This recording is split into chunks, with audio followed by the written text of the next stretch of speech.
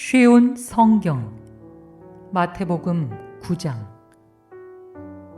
중풍병 환자를 고치심. 예수님께서 배를 타시고 호수를 가로질러 고향으로 돌아오셨습니다. 그때 사람들이 중풍병 환자 한 사람을 침상에 누인 채 예수님께로 데려왔습니다. 예수님께서 사람들의 믿음을 보시고 중풍병 환자에게 말씀하셨습니다. 안심하여라, 아들아. 네 죄가 용서받았다. 몇몇 율법학자들이 속으로 말했습니다. 이 사람이 하나님을 모독하는구나. 예수님께서 그들의 생각을 아시고 말씀하셨습니다. 어찌하여 너희가 마음속으로 악한 생각을 하느냐. 네 죄가 용서받았다 라고 하는 것과 일어나 걸어라 하고 말하는 것 중에서 어느 것이 더 쉽겠느냐. 그러나 인자가 땅에서 죄를 용서할 권세를 가지고 있다는 것을 너희에게 보여주기 위함이었다. 그리고 예수님께서 중풍병 환자에게 말씀하셨습니다.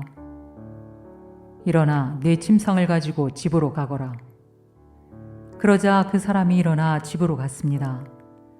사람들이 이것을 보고 두려워하며 사람에게 이런 권세를 주신 하나님께 영광을 돌렸습니다. 죄인을 부르러 오심.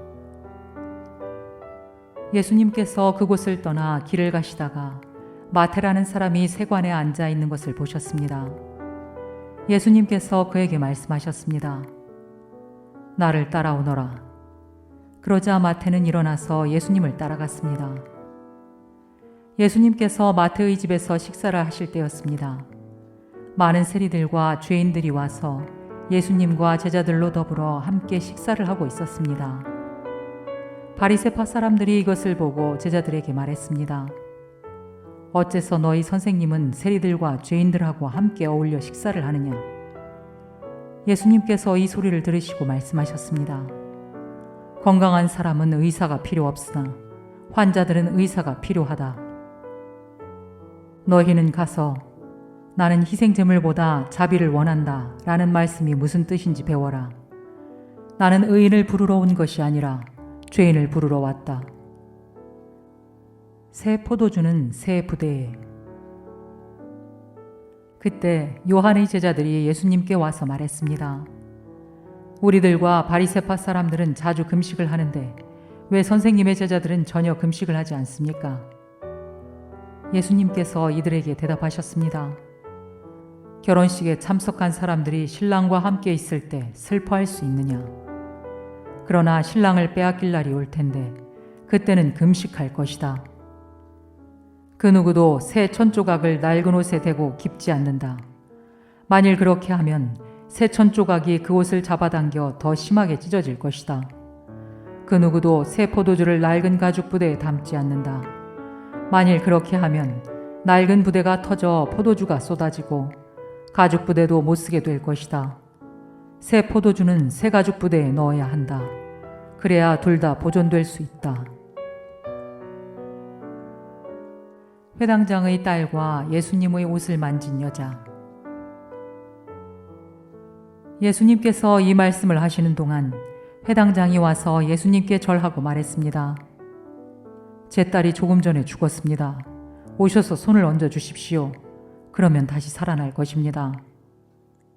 예수님께서 일어나 회당장을 따라가셨습니다.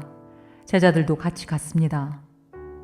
가는 길에 12년 동안 혈루증을 앓아온 한 여자가 예수님의 뒤로 와서 옷깃을 만졌습니다.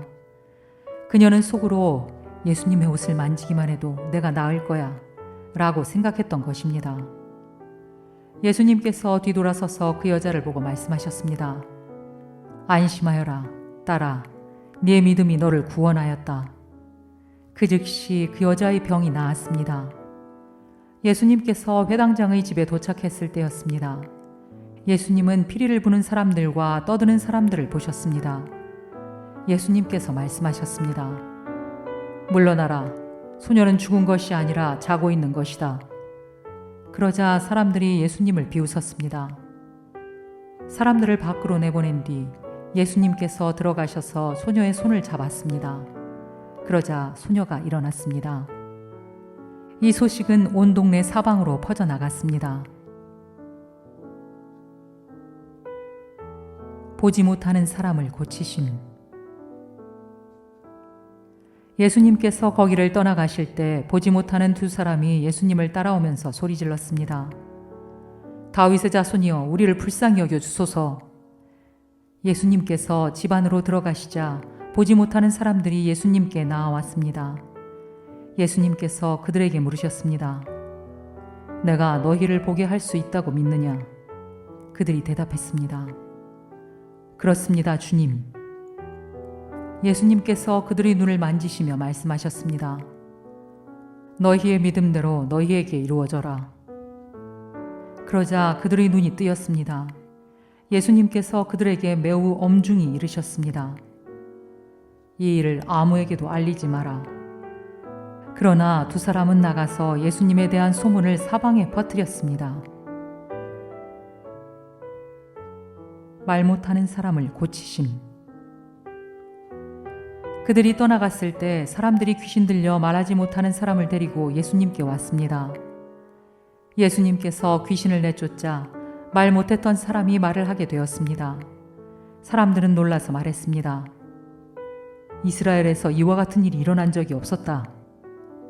그러나 바리새파 사람들은 말했습니다. 그는 우두머리 귀신의 힘으로 귀신을 내쫓는 것이다. 추수할 일꾼을 위한 기도.